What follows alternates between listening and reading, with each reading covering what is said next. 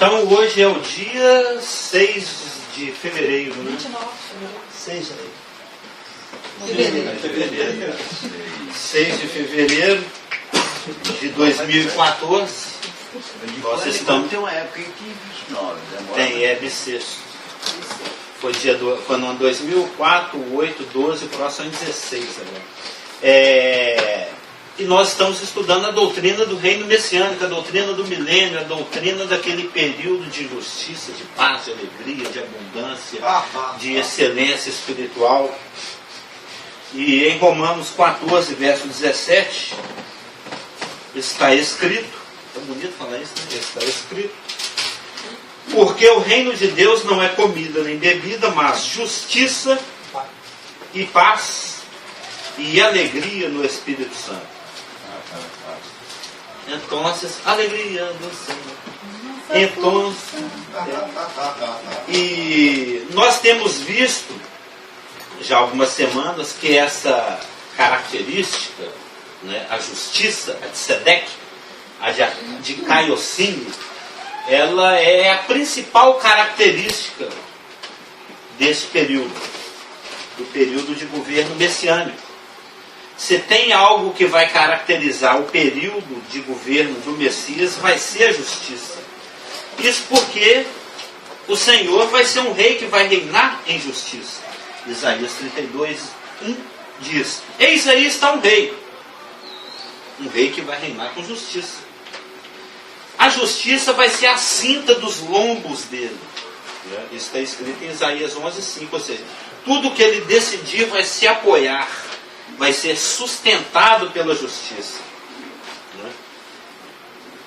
Ele vai julgar com justiça o povo, em especial os pobres. Isso está em Isaías 11, 4 e 16, 5.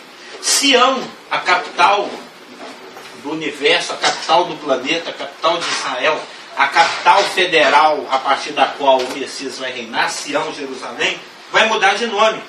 Ela vai ser chamada de Senhor Justiça Nossa. Ela vai ser uma cidade de justiça, uma cidade fiel. Isso está em Isaías 1, 26 e Jeremias 33, 16. E nesse reino que vai ser tão caracterizado pela justiça, só os justos é que vão entrar nele, nesse reino, nesse período, nesse governo. E isso está lá, por exemplo, em Mateus 25, 37, quando o Senhor está separando os bodes e as ovelhas, as ovelhas gordas e as ovelhas magras, né? Separando o judeu incrédulo do judeu fiel, crente, remanescente, o gentio xíndlico do judeu não xíndlico, né? Aquele gentio que vai demonstrar a fé dele no Messias de Israel, protegendo os perseguidos de Israel. Eles são chamados de justos. Só entra aí para o reino preparado desde a fundação do mundo, para os justos. Então só os justos vão entrar nesse reino. Então, é porque a gente fala muito, de vez em quando tem que molhar a palavra, né? Eu sou um cara, por exemplo, que falo pouco. Né? De acordo com o cunhado dela, eu falo muito pouco. Em relação ao meu cunhado, você fala pouco. Em relação ao seu cunhado, eu falo pouco. Mas ele me dizia prolixo. Você sabe, né? O Neves, o Araújo Neves. O dia que ele esteve aqui, quase que eu não consegui falar. Né? Ele interrompe mais que o pastor Geraldo. Sério. Mais? Muito mais, o dobro. E nesse reino, aqueles que têm sede de justiça serão saciados. Mateus 5, 6. Bem-aventurado aquele que tem sede de justiça, porque será saciado. A questão é que Deus é absolutamente justo, e a justiça dele está em consonância, né? É de acordo com a sua santidade. E o padrão de santidade de Deus é altíssimo, é calâmico. Para usar uma palavra do Isaac, né? É calâmico. Calamos é uma vara de 10 metros que eles usavam para fazer as medições. E ele girando a vara de 10 metros assim, ia medindo o tempo. Tal. O Ezequiel usou uma lá em Ezequiel 40, 48. O João usou também em Apocalipse. E a santidade de Deus, ela é calâmica. Ela é altíssima. Ela é exageradamente além da nossa capacidade de alcançar. Aí como é que fica? O homem é desesperadamente corrupto. O coração dele é uma bomba, é uma mina, é explosivo, né? É desesperadamente corrupto. E Deus tem um padrão de santidade e justiça altíssimo, mas Ele ama o homem. Aí, essa novela fica assim com um fim incerto. O senhor lembra? Teve há 2 quintas atrás, a gente fez esse suspense, né? Como é que o mocinho vai beijar a garota? Como é que pode, né, a justiça tão inflexível, tão exigente, permitir que o homem tenha paz? Como que a justiça e a paz podem se beijar? Porque para o homem estar em paz com Deus, ele tem que estar dentro do padrão de Deus. E o padrão de Deus é inflexível. E a condição do homem não permite que ele alcance esse padrão. Então, como que a justiça possa vir a beijar a paz? Como é que a misericórdia e a verdade podem se encontrar? Aí nós vimos aqui, na semana passada, a Elaine estava dormindo ali, mas ela não vai se lembrar, mas nós comentamos aqui que o Senhor, que Deus providenciou uma forma, de acordo com o Salmo 85, verso 10, da justiça e a paz se beijarem, da misericórdia e a verdade se encontrarem. Como você acabou de sussurrar, o Cordeiro. O Cordeiro de Deus veio, foi sacrificado e propiciou o pecador. Propiciar, nós vimos aqui que é a palavra elasterion, é Cristo, que é o justo, que é a propiciação não somente pelos nossos pecados, mas pelos do mundo inteiro. Ele colocou o homem pecador numa situação na qual ele possa vir a ser novamente favorecido. Ou seja, em Cristo, a justiça e a paz se beijaram. Nós sabemos, pela fala do anjo com a Maria, a mãe biológica de Jesus Cristo, que ele falou: olha, você vai ter um garoto aí, e você vai pôr o nome dele de salvação. E você vai pôr o nome dele de salvação porque ele vai salvar o seu povo dos seus pecados. Nós sabemos, nós vimos aqui também que Cristo veio primeiro para os seus, mas tendo em vista que os seus não o receberam, aí ele tirou da manga o plano B, que está em ação. Somos nós. Nós vimos também isso aqui, que ele tirou o reino de Israel e o entregou a outros que produzam os seus respectivos frutos. Lembra? Acho que nesse dia também Elaine estava dormindo, mas foi falado aqui.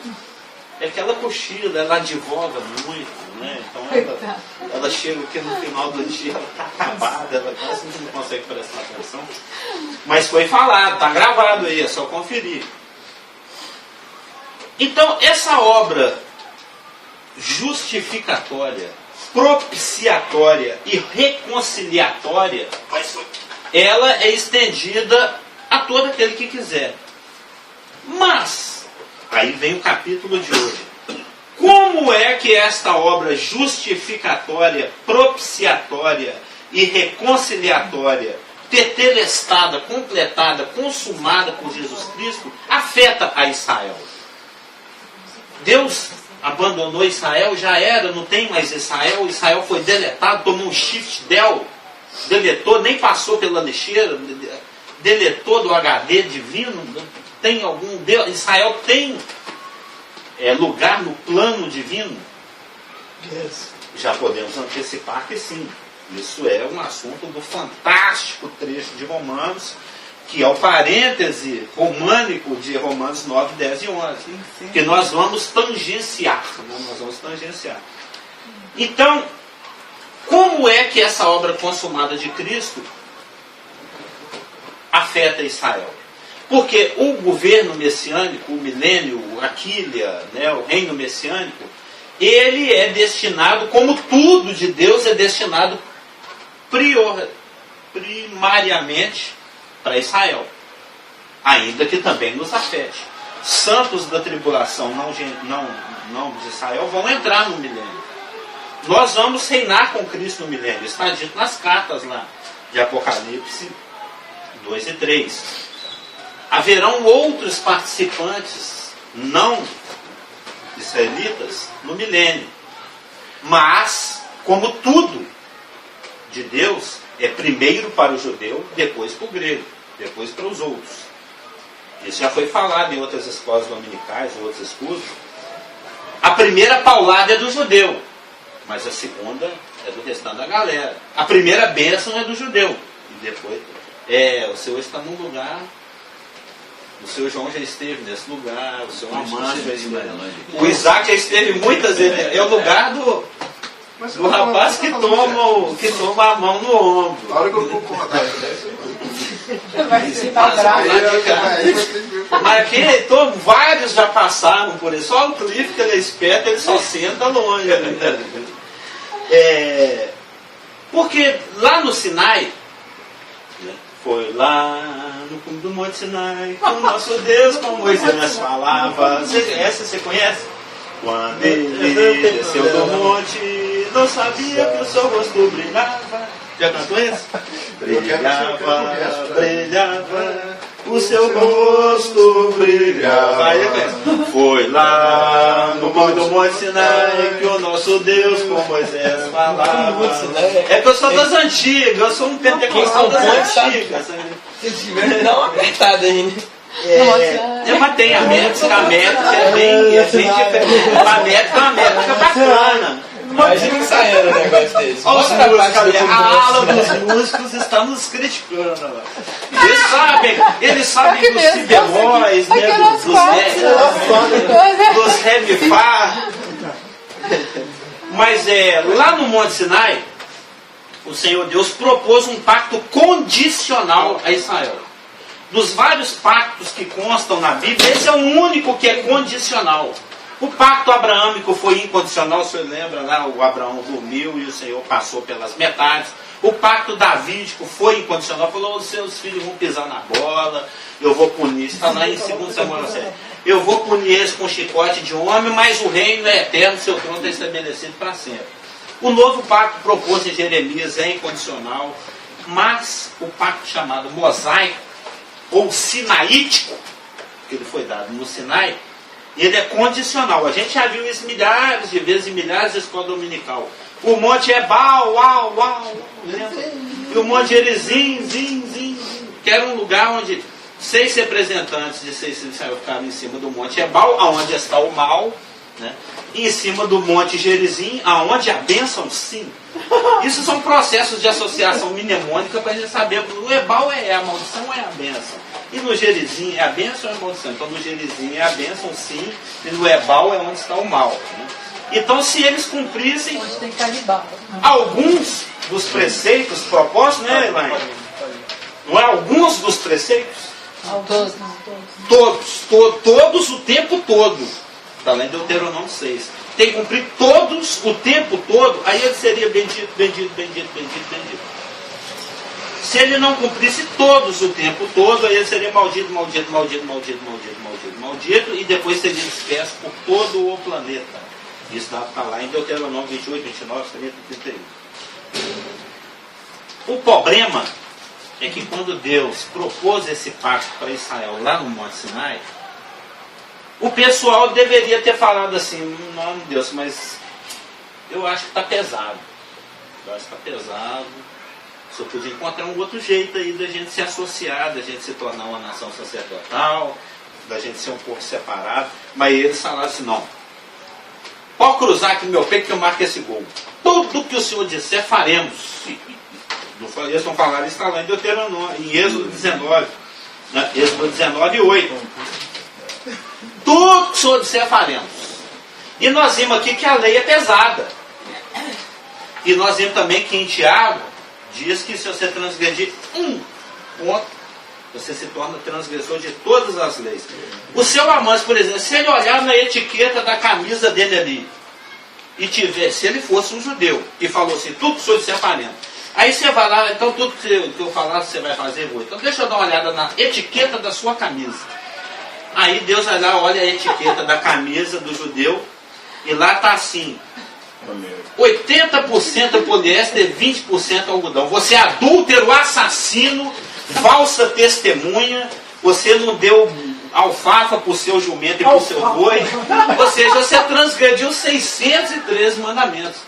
Porque na lei fala que você não pode usar roupa de tecidos misturados. A coisa é séria. Eu falei que o padrão de Deus é calâmico, e é mesmo. Se bem que no princípio eles conseguiram. Aí, Que não durou num certo momento. Não. Depois que foi 600 aí começou a complicar. não conseguiu em momento algum. Ah, tá certo. Não conseguiu em momento algum, porque ele falou assim, tudo que o senhor disser farei. Então beleza, eu vou lá buscar os 10 primeiro. É etiqueta. Eu vou subir ali no monte, que estava sacudindo, e estava trombeta tocando, e estava assim uma coisa difícil de suportar. Hebreus fala disso. Estava uma coisa tremenda, sacudindo, relampeando, buzina, uma coisa assim assustadora. O Moisés foi lá, falou, então vocês esperam aqui que eu vou ali buscar os mandamentos. Ele ficou lá 40 dias, 40 noites. Não ia beber nada. Vai, senhor, vai que não vou ficar esperando, senhor. Aí eles falaram assim pro irmão do Moisés, eu tô achando que esse Moisés aí dançou e morreu lá. Eu acho que ele não volta mais não. Acho melhor a gente fazer um outro Deus aí.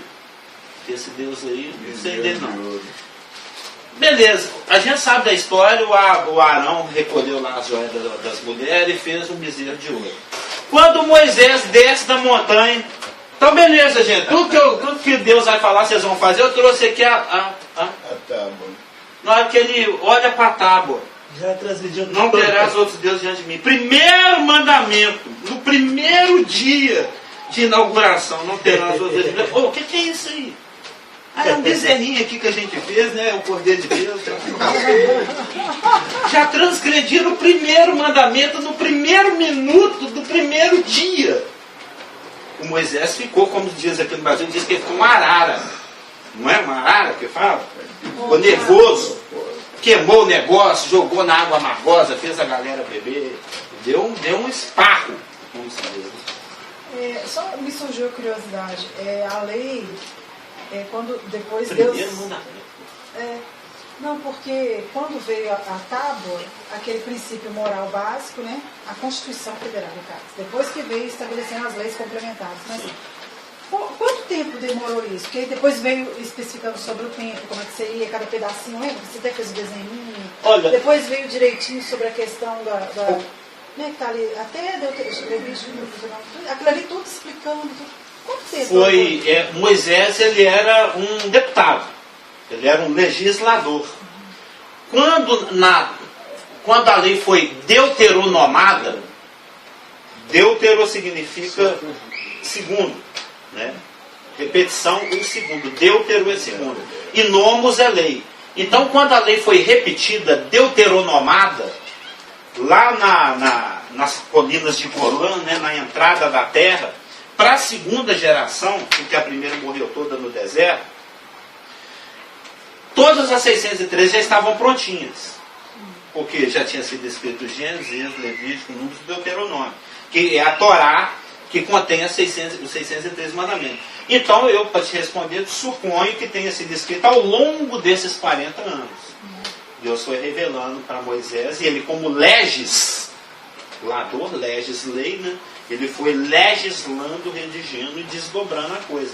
Para a segunda geração, aquela que entrou na Terra Prometida, sob o comando de Josué, da primeira geração, só sobrou Josué e o Caleb. Os outros 6 milhões de pessoas morreram. Não entrou ninguém. Nem Moisés, nem Arão entraram. O Arão porque pisou na bolota aí com a questão do bezerro. E o Moisés a questão da varada na pedra lá, que a gente já conversou sobre isso. Então, penso que foi ao longo desses 40 anos que Deus foi desdobrando a coisa para ele. Quando inaugurou a entrada na terra, que inaugurou, que fechou, né? Tanto é que nos discursos de Josué, no livro de Josué, ele fala, vocês aí eu não sei não, porque o Josué também era mineiro. Vocês aí eu não sei não. Eu e a minha casa vão servir o Senhor. Eu te aconselho a seguir o que está no livro dessa lei aqui, como o nosso servo Moisés prescreveu. Então ele já cita concluído, né? A coisa como concluída, exatamente. Mas a questão é que desse contrato, como eu estou falando aqui, o maior de todos os mandamentos né, do qual todos os outros derivam, porque em Êxodo 19, 5, 6, Deus fala, olha, eu estou separando vocês para ser só meu. Uma nação exclusiva, santa, separada, cadochada, só para mim. De todas as nações da terra, eu vi até isso em Amós hoje. De todas as nações da terra, eu separei vocês para ser meu. Nação santa. Uma nação santa, uma nação kadosh, uma nação separada. Nós vamos ver isso domingo agora na escola dominical. Deus levantou um muro para separar. Ó. Do lado de cá fica judeu, do lado de lá fica o resto das nações. Para vocês não misturar. Eu não quero que vocês casem com outras nações. Eu não quero que vocês adorem os ídolos dos deuses das outras nações.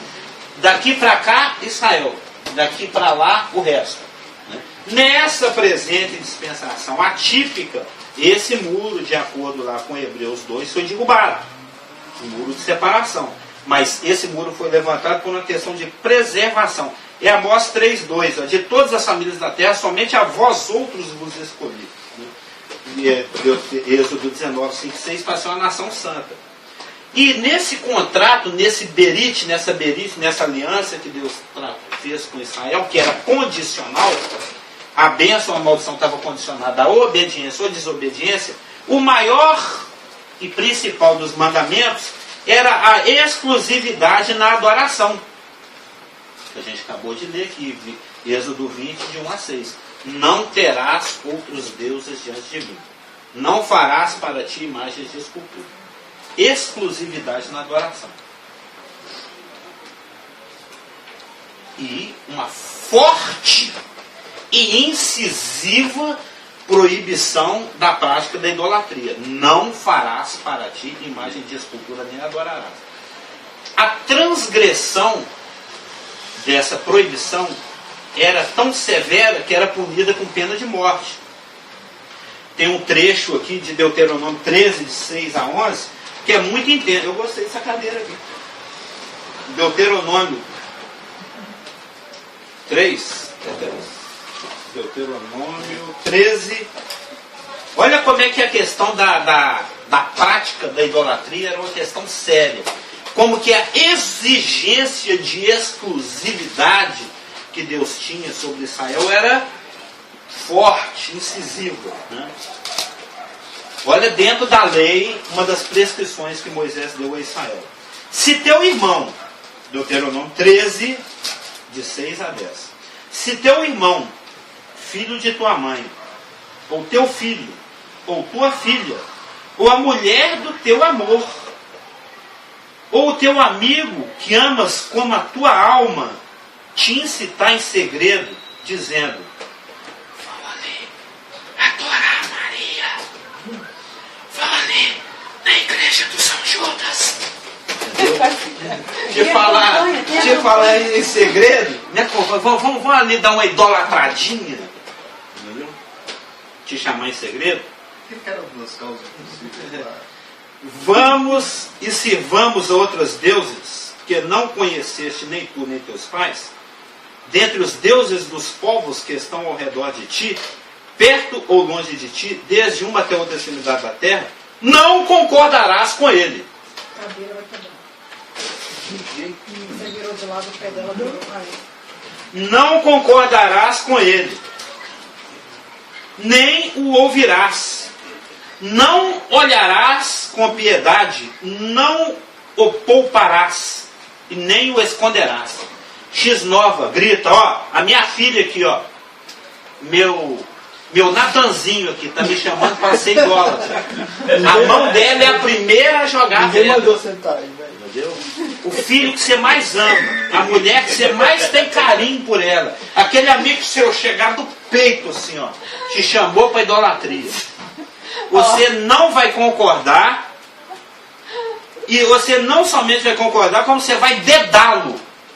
Você vai lá no juiz, lá no sacerdote, e fala: esse rapaz está me chamando para idolatria, ó. Minha mulher, meu amigo, minha filha, meu filho. Não terás piedade, mas certamente o matarás. A tua mão será a primeira contra ele, para o matar. Você vai dar uma pedrada no meio da testa. Toma, entendeu? E depois a mão de todo o povo apedrejá-lo-ás até que morra, pois te procurou apartar do Senhor teu Deus, que te tirou da terra do Egito, da casa da servidão. É sério ou não é? É sério. Seríssimo. A exigência de exclusividade era absoluta. Absoluta. E a começar lá do Monte Sinai, quando eles transgrediram já no primeiro dia, no primeiro mandamento, você vai atravessando o livro de Josué, Juízes, Ruth, os livros de Samuel, os livros de Reis, os livros de Crônicas. O que mais Israel entrou numa de fazer? A prática da idolatria. O pastor já pregou 899 vezes a respeito do Manassés.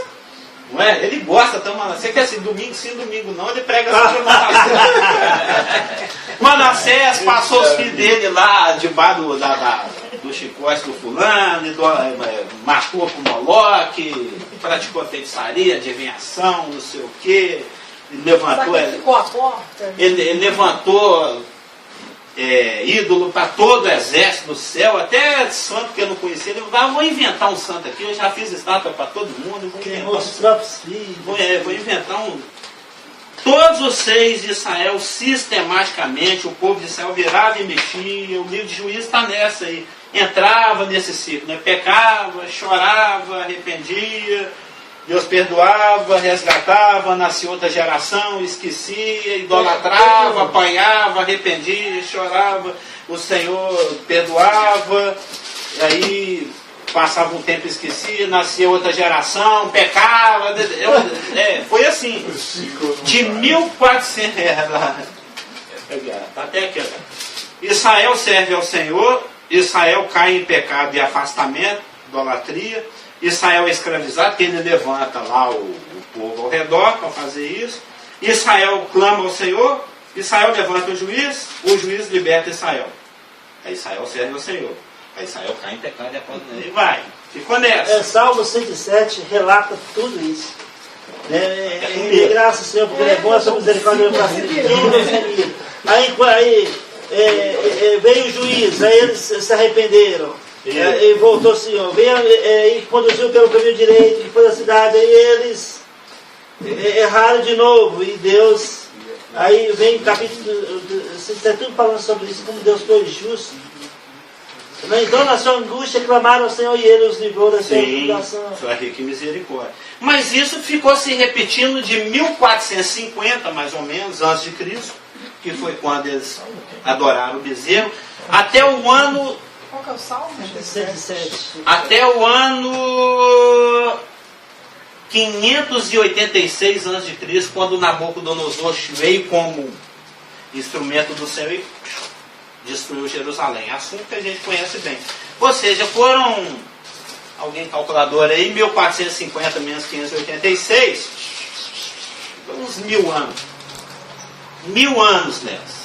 Você vê a paciência de Deus. 1000 anos, aproximadamente 900 anos, 850 mil anos. 9 séculos nesse ciclo. Aí Deus levantava o Gideão, levantava o Jefté, a Débora, o Baraque, o Sansão, o ex-Sansão, lembra do Sansão? O Sansão levantava o Isaías, o Amós, Jeremias, falou, meu povo, vocês estão saindo da rota, volta para cá. Os profetas tinham essa função. Era um GPS espiritual, né? Tentava trazer, vire à direita. Aí você vira à esquerda. Agora então, segue a avenida. O profeta está louco querendo pôr Israel no trilho. O Espírito Santo tentando, era o GPS do povo, era essa nação, o GPS do povo. Aí, vira à direita, o cara, vai para a esquerda. E foi até que Deus falou, acho que chega. Chega. Nabucodonosor, tenha poder.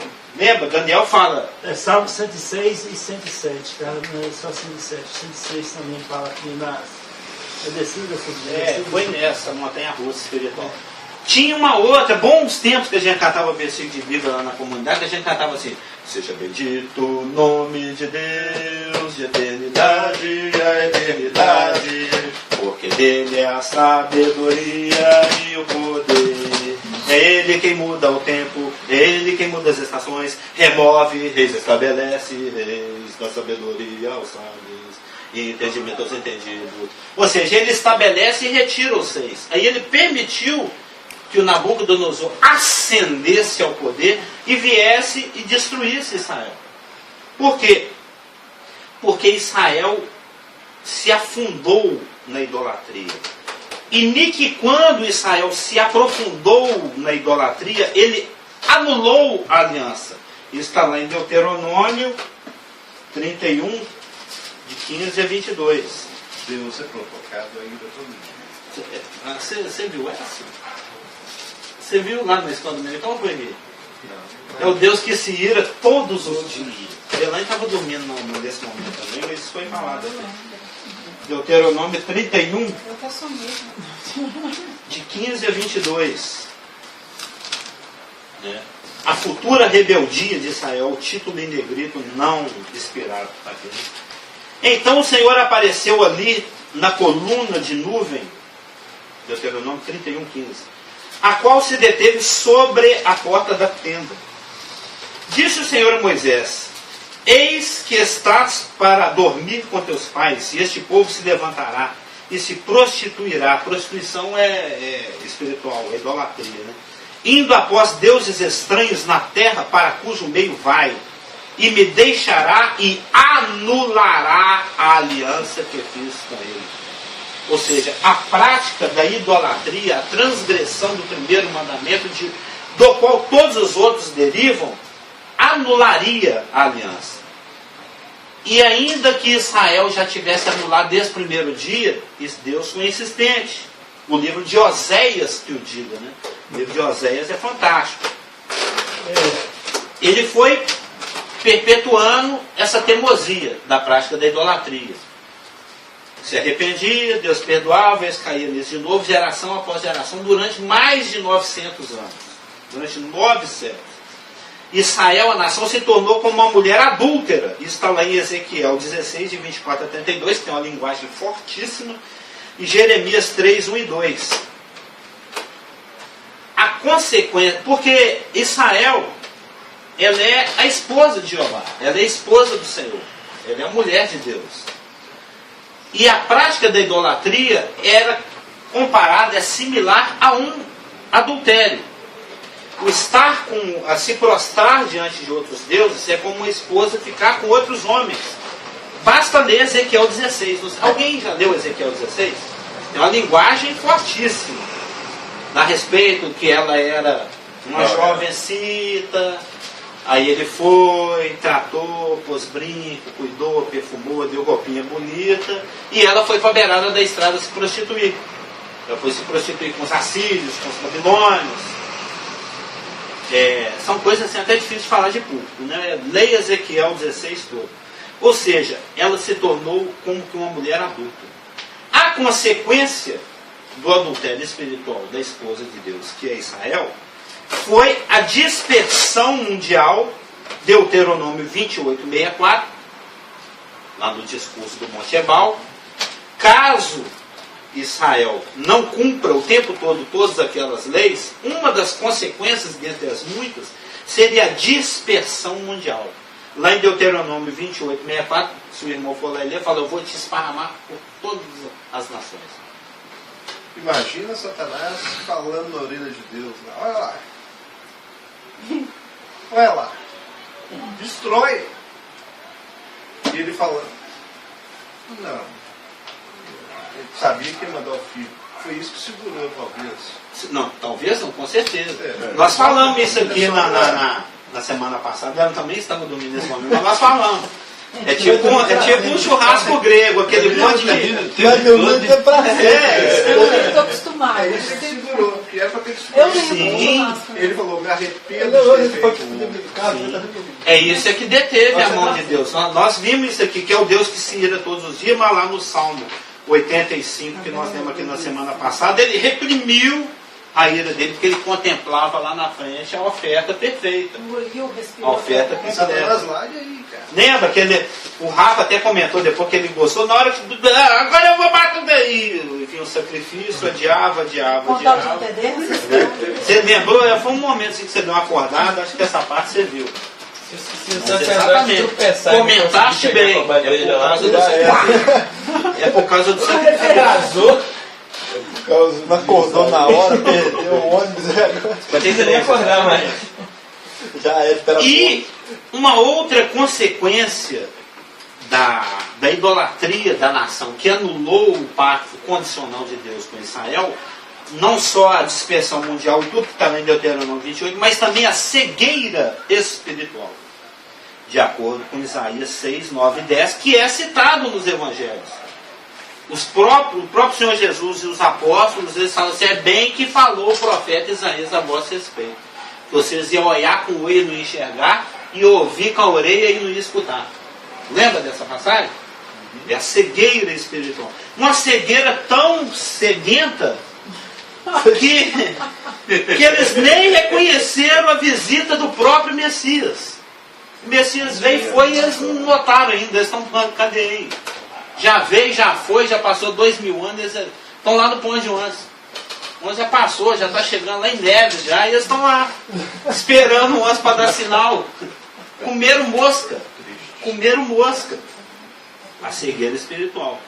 Isso Isaías 6, 9 e 10, Mateus 13, né, os mistérios do reino, das parabolê, lembra, do jogar do lado, do Mateus 13, 14 e 15, está de acordo com isso. Aí, o Marcelo, que ama tanto Israel, que manda beijinhos, né, que olha para o relógio e fala que ontem foi sábado e que Israel são tantas horas, tantos minutos. Eu vou compará-lo assim, ao apóstolo Paulo. Aí o apóstolo Paulo, dentro daquele trecho maravilhoso lá de Romanos 9, 10 e 11, ele faz indagações. Ele faz questionamentos a respeito desse assunto, ele põe por escrito diálogos que ele teve com o Senhor a respeito dessa questão, porque angustiava muito ele. Ele era um homem que amava profundamente Israel, a tal ponto que falou, se pudesse, eu ia para o inferno, se Israel todo fosse salvo. Eu queria ser maldito, separado de Jesus, ficar lá no lago de fogo o resto da eternidade, se com esse meu ato eu conseguisse redimir toda a nação de Israel. Duas pessoas precisam falar isso, né? Exatamente. Uma lá, você citou no início tão bem, que é o legislador do Velho O Moisés. Se o Moisés fosse um cara egoísta, minha família assume e pronto. por duas oportunidades, Deus falou assim, sabe que eu vou matar todo mundo, eu faço outra nação melhor que essa aí, só Deus. Você falou, não, eu faço não, senhor. Sério, ele amou aquele povo que deixava ele irritado. De tal maneira que ele fala, não, oh Deus, quer ver? Esfria a cabeça, vamos pensar aqui um pouquinho, aqui, ó. Que ele falava tete a tete com Deus. Isso, lá no último capítulo de Deuteronômio, fala que nunca houve um homem como Moisés que conversava assim, ó, face a face com Deus. Ó Deus, agora é o seguinte, ó, senta aqui, vamos conversar, fica calmo. Vamos pensar da seguinte maneira. As outras nações aí estão sabendo que você tirou esse povo lá do Egito, foi um show. Foi bacana, todo mundo gostou. Né? As outras nações ficaram até com medo. Né? Porque é como que lá e derrubar os Estados Unidos. Era os Estados Unidos da época. Era a nação mais poderosa, mais bélica, mais do mundo. Carlos. E um homem com um pauzinho na mão derrubou. Você citou aí que eu estava lendo nessa semana sobre Você que me desviou o assunto aqui. sobre os filisteus. Lá quando, que você citou também atrás, também, quando eles colocaram a vaca com aquelas ofertas para entrar para Israel, para ver que eles receberam. Eles foram, o próprio Baal curvou diante da arca. Foi o Milcom. Isso. A oferta você não quer falar que eram hemorroidas de ouro, né? Isso. Vou parar, pensou você fazer uma hemorroida de ouro? Aí os filisteus A falaram Márcia assim, gosta lá. os filisteus, e uma coisa que eu li ali, que os filisteus falaram assim, lembra que... Hoje Pedro me lembra disso. Lembra que o Deus eles falaram bem assim, lembra que o Deus de Israel tirara eles do Egito com grandes prodígios. Então, vejamos, se a vaca for por tal caminho, foi o Deus de Israel que trouxe esse mal a nós. Se não, isso aconteceu naturalmente. Aí quando eles colocaram assim na vaca, ela saiu berrando todo jeito pelo caminho.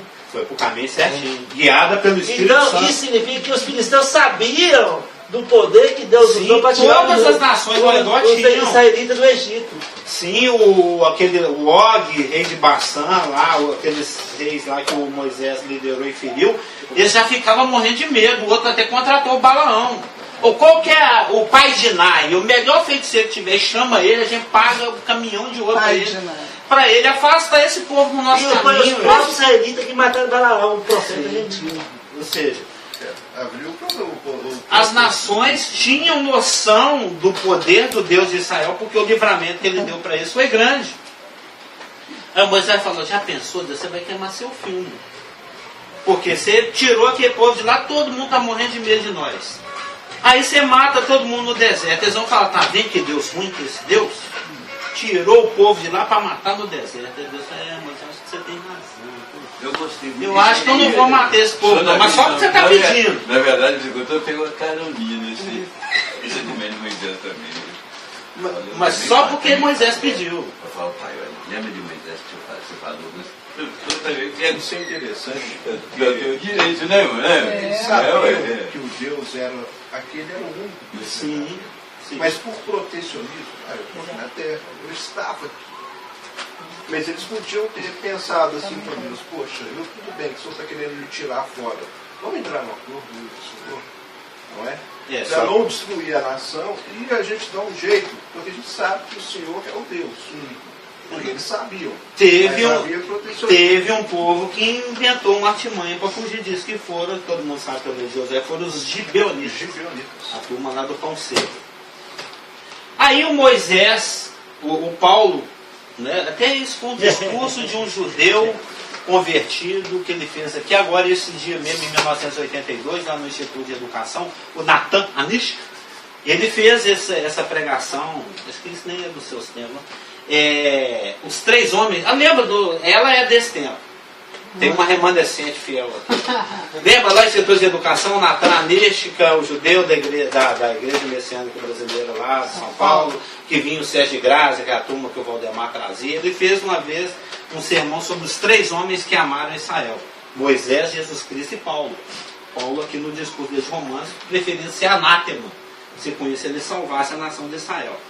Nesse discurso dele, de Romanos 9, 10 e 11, ele diz o seguinte, em Romanos 11, 25: porque não quero, irmãos, que ignoreis esse fato que não havia sido comunicado antes, esse mistério, para que não sejais presumidos em vós mesmos, que veio endurecimento em parte a Israel, até que haja entrado a plenitude dos gentios. E em 2 Coríntios 3, 14 e 15 é dito: mas os sentidos deles, dos israelitas, se embotaram, ficaram insensibilizados. Pois até o dia de... É igual quando você queima a língua embotado. Chega em casa, você esquenta uma colher até ficar vermelha, depois encosta na língua. Você vai ver, sua língua perde a sensibilidade, ela está embotada. 2 Coríntios, capítulo 3, versos 14 e 15. Opa. Os sentidos deles se embotaram. Pois até o dia de hoje, quando fazem a leitura da antiga aliança, o véu permanece. Eles têm um véu no entendimento, um véu no pensamento deles, na mente deles, no coração deles. Não lhes, aos judeus, israelitas, sendo revelado que em Cristo é removido esse véu, o véu da cegueira, o véu da... Não é esse véu do tempo, não. Esse é o véu de usar no rosto. Foi lá no fundo do monte. Lembra? E o rosto dele brilhava. O rosto dele brilhava. Aí Aí o Moisés, é porque ele conversava tão tete a tete assim com Deus, que teve uma das vezes que quando ele conversou com Deus, ele voltou com o rosto brilhando. Aí ele não queria pagar mico. Tinha vergonha. Ele ficou envergonhado.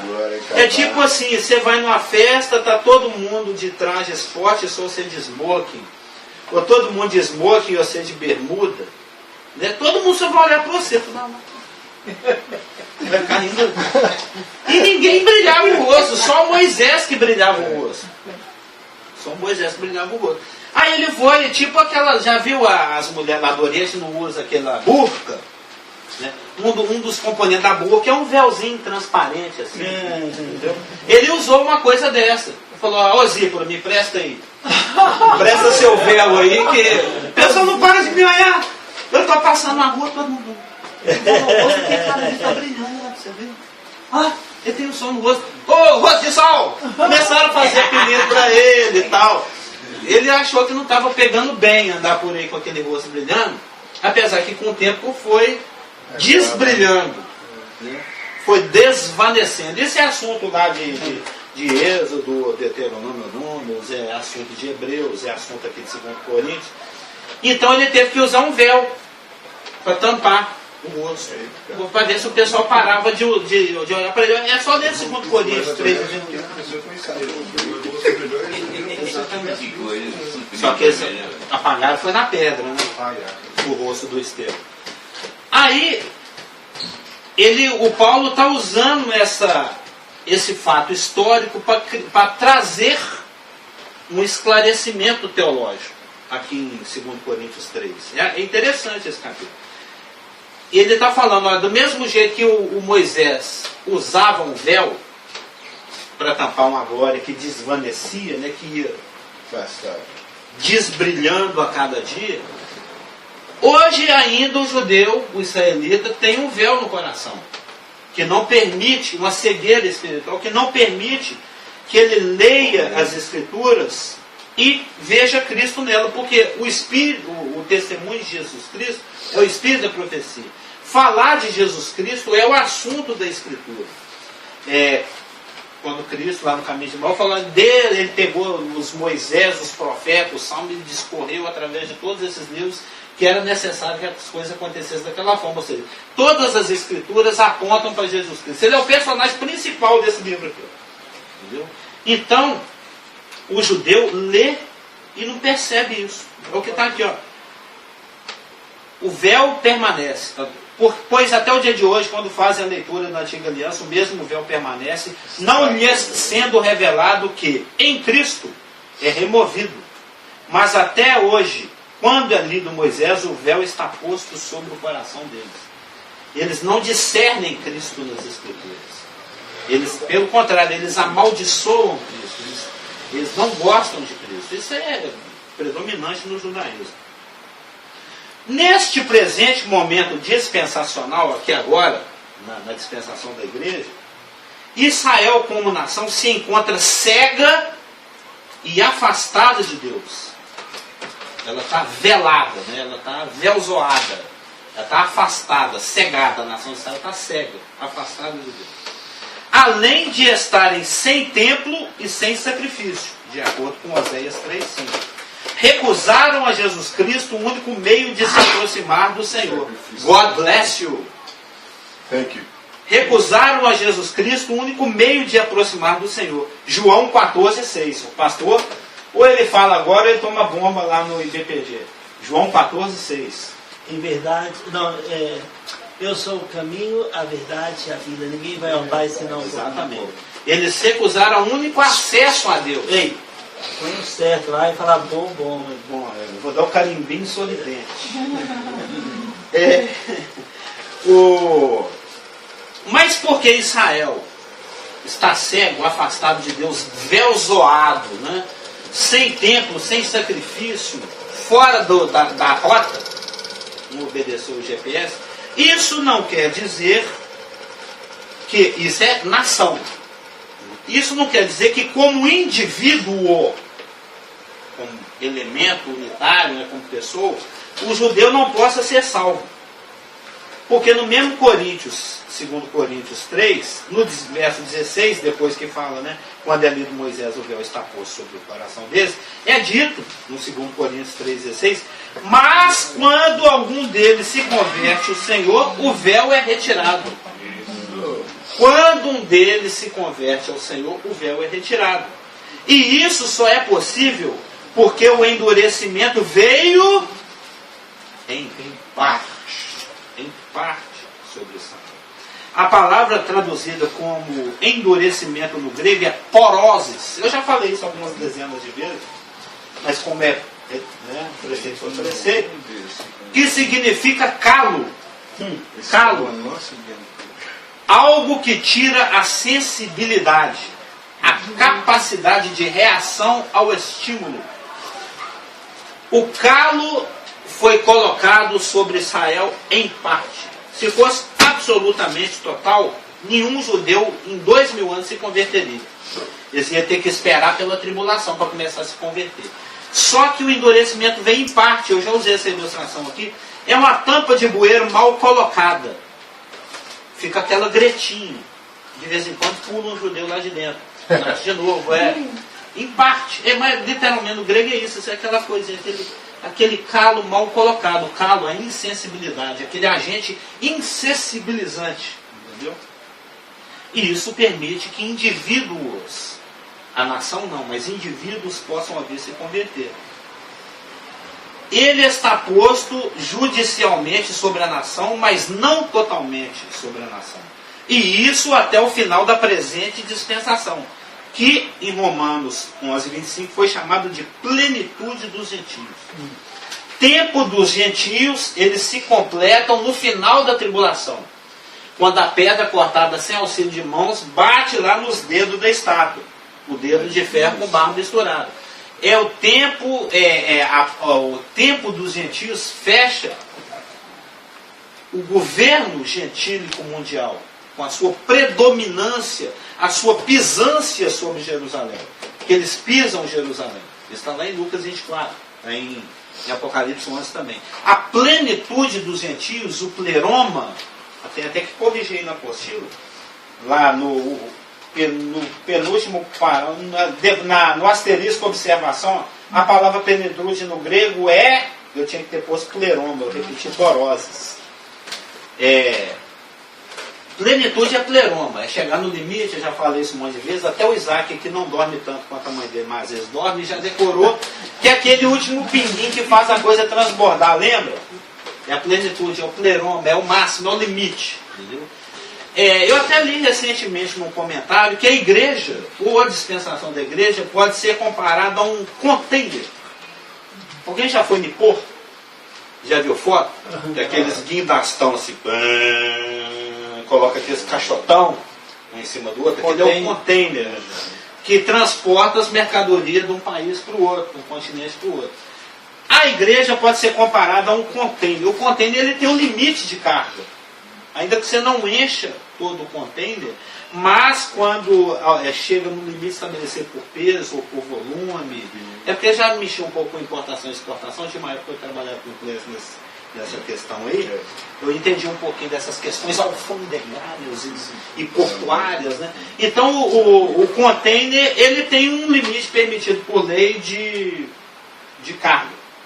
A igreja é como um container. Na hora que o último pacotinho for colocar lá dentro, o container fecha e o gancho do Espírito Santo leva lá para o navio e o navio sobe para o céu.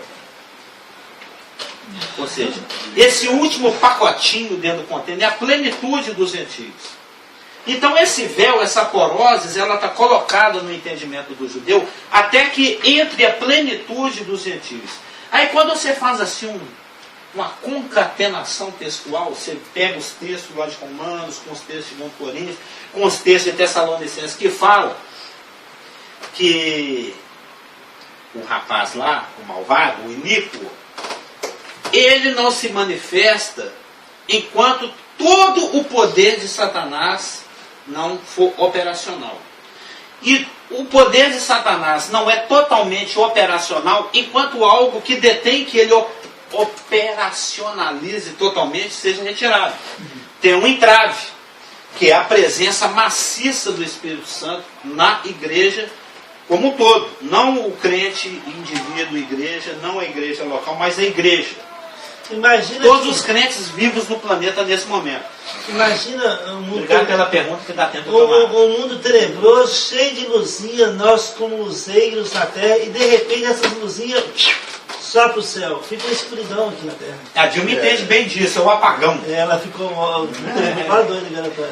Não, a gente vê foto lá na internet, o planeta. Já viu isso? Tem animações na internet sobre isso. O planeta, se ele vai girando, à medida que o Sol vai se pondo, você vê as luzinhas acendendo.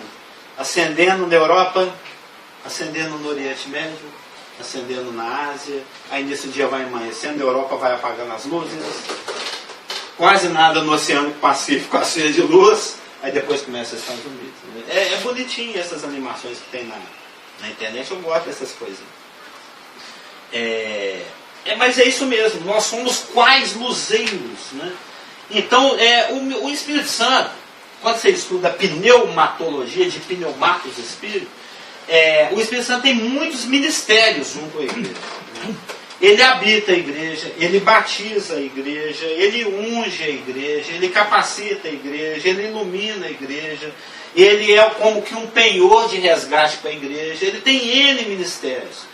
Um dos ministérios é o ministério de retenção, de contenção. Um dos ministérios que o Espírito Santo exerce com e através da igreja, que é uma cooperação, nós somos quais embaixadores, é o de restrição do mal. É o ministério de salgamento, de iluminação, de evitar que a coisa fique preta, literalmente, né? Apagadona mesmo. E meio que iluminando a coisa. Isso é dito em 2 Tessalonicenses. É o ministério de retenção do mal, de impossibilitação da manifestação plena do poder satânico. Você imagina a confusão que vai ser quando esses luzeiros são tirados de uma vez só. Num piscar de olhos. Né? O Satanás com seus demônios, o negócio vai ser tão tenebroso que aqueles que ficarem aqui vão pagar o pato. Né? Mas a concatenação textual que eu estou querendo fazer é o seguinte: a nação de Israel está cega judicialmente, porosada, velzalada, até a plenitude dos gentios, que é alcançada no momento em que a igreja é arrebatada. Se diz que o endurecimento vem em parte em Israel, até que haja entrada à plenitude dos gentios. Isso quer dizer que assim que a igreja for arrebatada, Satanás imediatamente sente espaço, já começa a operacionalizar a operação do erro, de engano global. Ele já começa a energizar o seu agente do mal, que é o filho da iniquidade, o filho da perdição, que é o anticristo, e imediatamente também o judeu toma aquele tapa espiritual, ele acorda. É igual a pessoa que volta do coma. 144 mil imediatamente vão responder positivamente. Israel volta do coma. Ele acorda espiritualmente. Por que Deus acorda o judeu com o arrebatamento da igreja? Para ele se preparar, porque vai vir. Porque vai vir lambada. Né?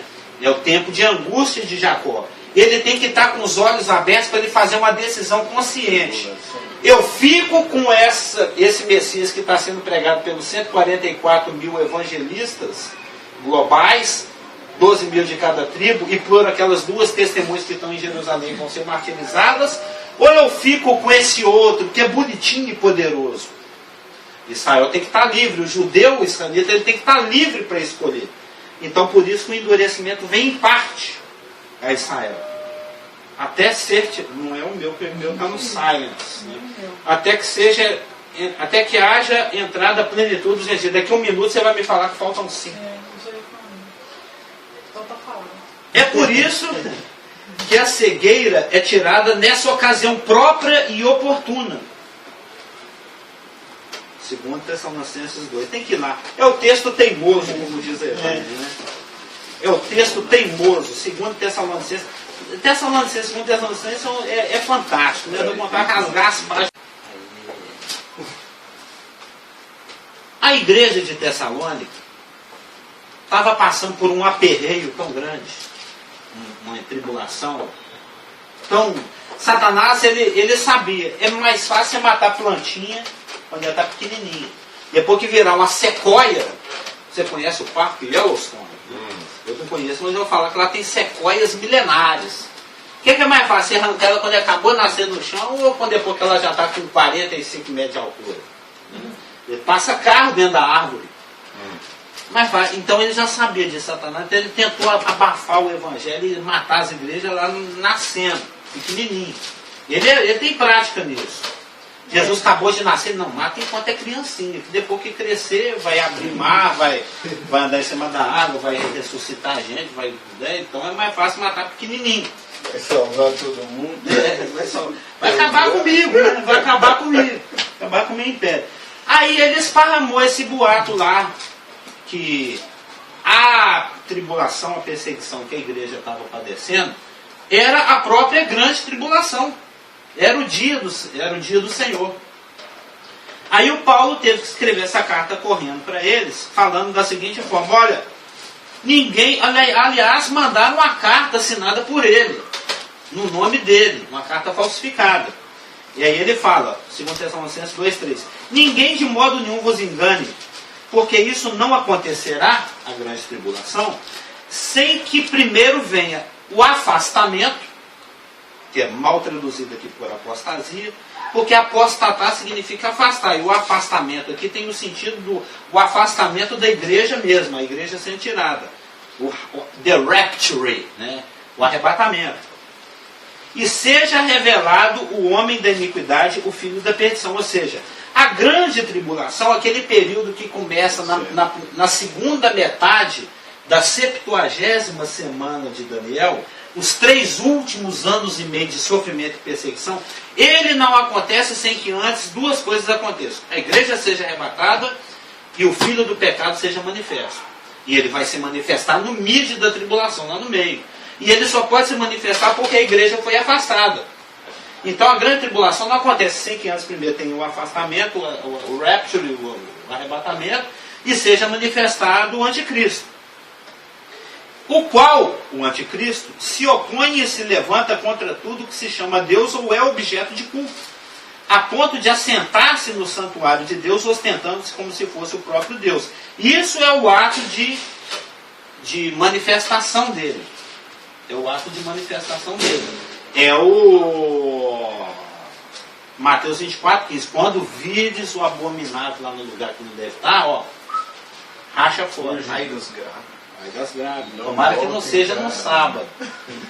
É o momento, né? Quando a coisa trinca. É a hora que a coisa racha mesmo. Não vos recordais de que ainda convosco eu costumava, olha o privilégio, hein? Costumava dizer-vos essas coisas. Pensou o Paulo batendo no papo, não sei, explicando escatologia. Agora, vocês estão lembrando aqueles papos que nós tivemos, sabeis o que o detém, para que ele, o anticristo, seja revelado somente em ocasião própria e oportuna. 100%. 100%. Como diz lá no verso 9, o aparecimento do iníquo é segundo a eficácia de Satanás, com todo poder e sinais e prodígios de mentira, e com todo engano de injustiça aos que perecem, porque não acolheram o amor da verdade para serem salvos. É por esse motivo, pois, que Deus lhes manda a operação do erro para darem crédito à mentira. Aí o judeu, ele está desvelzoado, desporizado. Ele está livre para querer acreditar na mentira ou para acreditar na pregação das 2 testemunhas. Que, inclusive, recentemente, em relação a isso que a gente leu, quando ele se assenta dentro do Santos dos Santos, ele tinha acabado de martirizar as 2 testemunhas más. A gente viu isso no nosso estudo de Apocalipse, capítulo 11.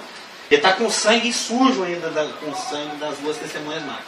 O judeu tem que estar ali para acreditar na pregação das 2 testemunhas, que vão ser martirizadas na praça de Jerusalém, na pregação de 144 mil ou na operação do engano, na operação do erro. E ele está livre para fazer isso, porque ele já vai estar despolizado. E esse O véu já vai ter sido tirado. Vou fazer só um comentário, que sempre quando eu leio essa Sim. passagem eu até anotei aqui, porque o que mais me chama a atenção, aí eu já estou em Marcos, e quando o Senhor Jesus está falando da grande tribulação, ele fala também, ele faz uma exortação, né? Orai para que isso não suceda no inverno. Então, assim, embora tenha a data, tudo pré-determinado, Deus ainda é sensível à oração. Sim.